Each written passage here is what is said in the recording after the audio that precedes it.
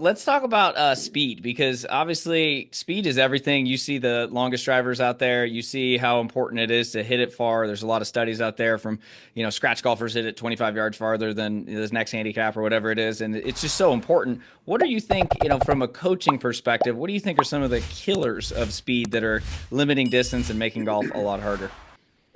Oh, all right. We're going down this rabbit hole a little We bit got here. to, because Okay. man, I used to hit it nowhere and now I hit it really far, and it makes golf a lot easier. And I've had so many listeners add distance, and it just makes the game, it's just a lot easier when you have a wedge in versus a 7 iron. So from a coaching perspective, I know it's very different than just, hey, speed train or hey, work out a little bit more. What do you see like setup wise or equipment wise that are just like, man, this is killing your distance? All right. Well, let's start with this point. Um, your listeners, if they're talking about distance, all right, the first thing they need to do is they need to take their 5 iron or 5 iron equivalent club. It's called a five hybrid. All Okay. right. All right. They need to take their basically their standard deviation of carry with that club and multiply it by 36. All right. Once you get that number, that's going to give you the appropriate tees you should be playing. All right. So if it's 175, it's somewhere around 6,200 or something. Mm-hmm. Okay. So let's make sure that before we try to go adding distance, that you're actually playing the right tees, because the other part of that is that golf courses should be built, and good ones mostly are, but there's a lot of them that are not. Golf courses should be built with multiple landing areas, not multiple tees. Mm. So if my wife and myself and Cameron Champ go play, and we play three different tees, and the first hole is designed for a driver and a short iron. That means Cameron Champ should be hitting a short iron. I should be hitting a short iron. My wife should be hitting a short iron. But when tees are in the wrong place, all right, Cameron Champ's hitting a short iron. I'm hitting a middle iron, and my wife's hitting all she's got, because we all end up in the same place. Mm. So I think making sure you play the appropriate tees. That's my soapbox on that. And it's not from a It's see true. Yeah. it forward. It's from the standpoint that the designer of the hole designed the hole to play a certain way. Mm-hmm. So when you're playing too far back, you're hitting it into a green that was designed for a short iron with a hybrid, and now we're behind the eight ball altogether.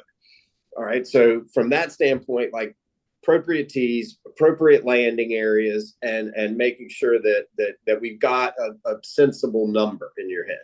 All right. Now we can get into the physical part of the speed stuff. So the next thing I'd say for your audience trying to gather grads, don't add speed to a bad pattern. All right. So if you've got a bad ball flight pattern, all right, then you add speed to that, you're going to get more crooked than you are now. All right. So it'll go extra crooked, and it might go a little bit farther, but you're still going to lose golf balls. So Can build I a can I play solid. can I play devil's advocate just for this one, Sure, because you're sure. much more accomplished in the coaching side. Have you found though that sometimes adding a better smoothing out tempo or just making it a little faster can kind of course correct some of those issues?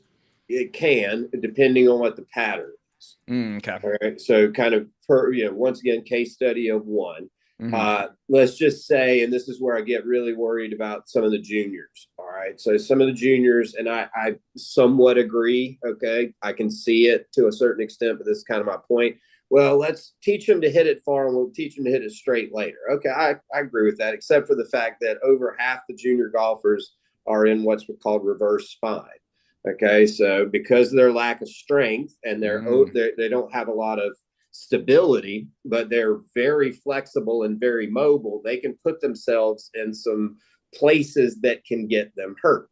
Ooh, So okay. if you're in a reverse spine situation and you add speed, so that's a bad pattern, and then I Hmm. add speed to a bad pattern, now I'm at risk for injury.